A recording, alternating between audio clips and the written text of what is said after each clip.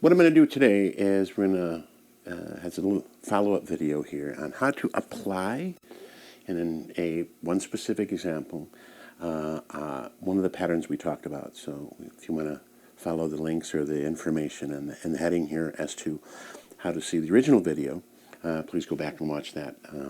The pattern itself, which I'm briefly going to show you here, and we're going to do this, is mostly about not learning the pattern, because we already spent a video doing it, but how to move it around. The pattern itself uses a 6-note shape. That's the pattern.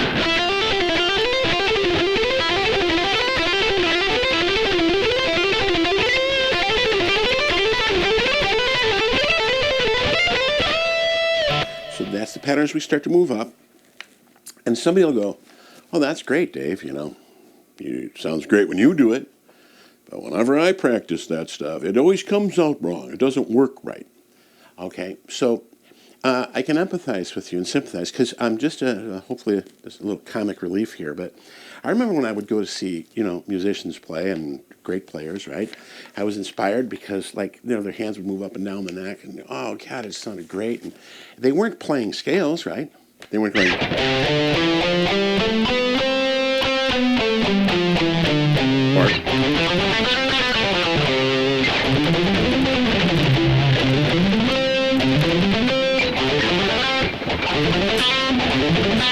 Okay, that doesn't sound musical to me, right? So somebody go, "Oh, music's all scales, good, use scales."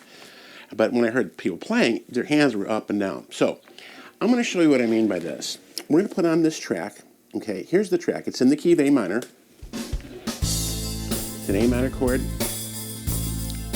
an F major chord, a G major chord, and an F major chord. And then this loops. Right? It's in the key of A minor, which is related to C major, or C, right? So what would end up happening is I would go.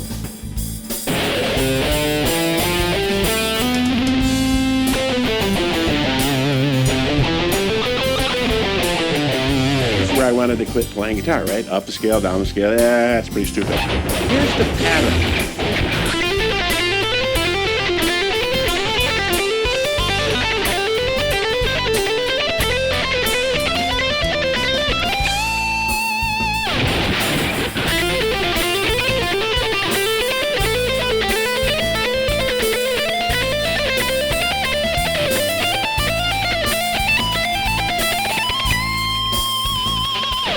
And you're probably going, "Yeah, it might be too fast for you," okay? So here's a little slower. Even though there's 12 notes in the pattern, yeah, it didn't fit perfectly rhythmically, but it's loose. It works.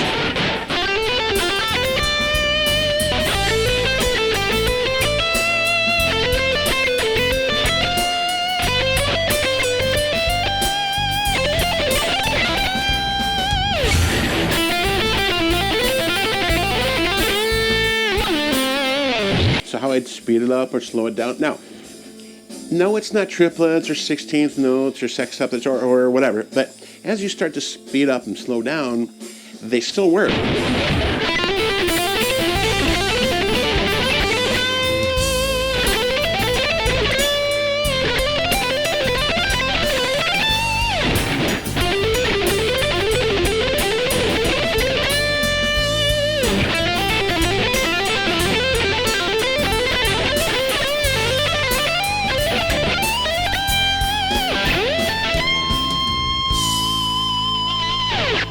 So, and that's the end of the track. By the way, this backing track will be made available. It's also part of a series that I have, which I call Modal CD and Modal Playing, and this is in the key of A minor. But why does something like that work? Well, because what we're doing is we're taking the C major scale and or the A minor scale, because those are relative to each other, and we're just playing in the top two strings, the B string, 3 notes, and the top string, E, 3 notes. 1, 2, 3, 1, 2, 3. No matter where I move, I'm keeping 1, 2, 3, 1, 2, 3, or 1, 2, 3, 1, 2, 3, 1, 2, 3, 1, 2, 3, 1, 2, 3, 1, 2, 3, 1, 2, 3, 1, 2, 3, 1, 2, 3.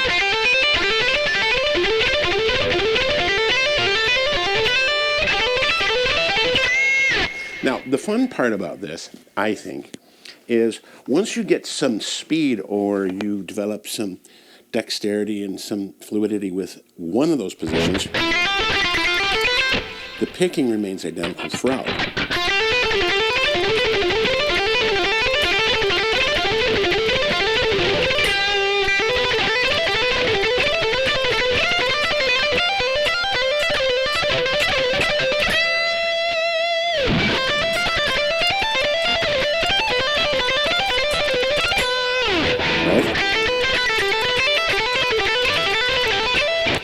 Now, as I explained before in another video, you don't have to maybe pick it, right? Down, up.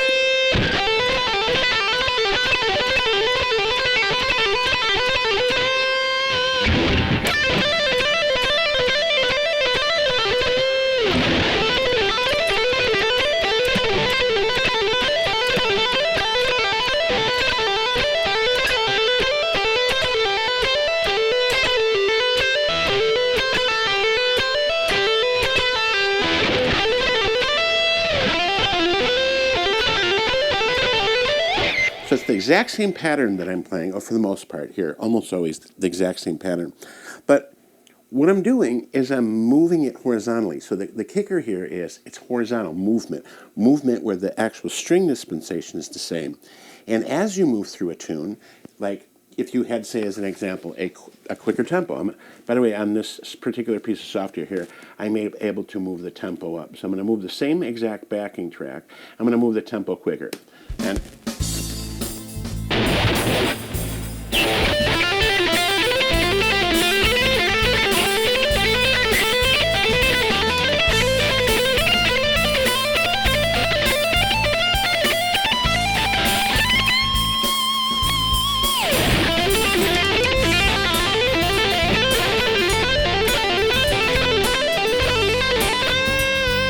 see, now, even though I got it kind of off the grid there with it, it's fine, right?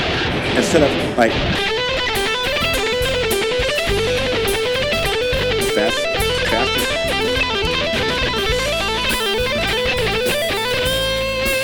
or slow,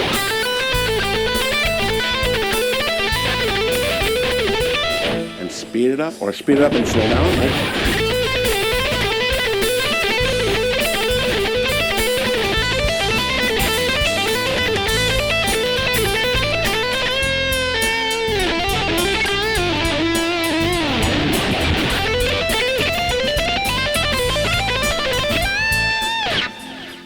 So all of this is in the area of application, right? So you're applying the, something strange in my eyes, so apologize about that. That tells you how vain I am. I could care less. So I'm talking to a camera and worried about that. So all right, a little break in the action, and we're back. So the point is, as I think about putting this in an application, I can put this in nearly any tune that's in the same kind of key. And as you start to kind of get, better facility under your hands, you'll end up starting to make them your own, rather than just, playing what I'm telling you. You can come up with patterns of your own. You can take a pattern you currently know and shift it horizontally, or you can take the horizontal shapes and come up with a new pattern and then start to move them around horizontally. You get the idea. Every pattern that has an ascending form, which as I've done for the purposes of these two videos, also has a descending form, right? So like, that's the pattern. So if I descend, I would take, instead of starting at the bottom and going up, I'm going to start at the top and go down. 1, 2, 3, 4, 5, 6. 1, 2, 3, 4, 5,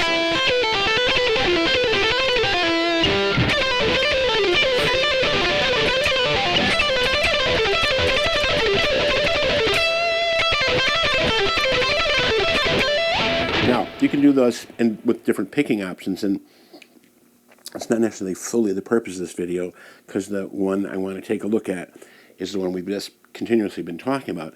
But always the pattern sort of remains the same, in that the picking remains the same. So by doing something like that, you're not just playing through a scale, right? You're not just going and putting on this tune.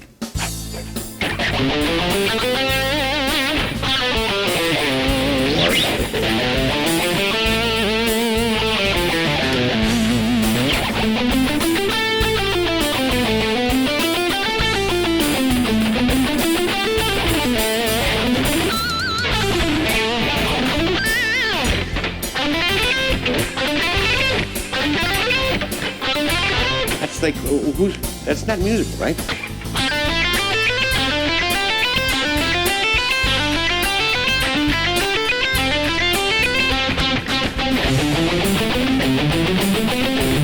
Right? What do you do with those? You can go up and then you can go down. That's about it. You run out of options. Importantly, for this anyway, is to how to develop more speed and use the uniformity of picking in this case, because all of the patterns are the same as you ascend and descend the neck. So once again, thank you very much. Dave Uhrich, signing out.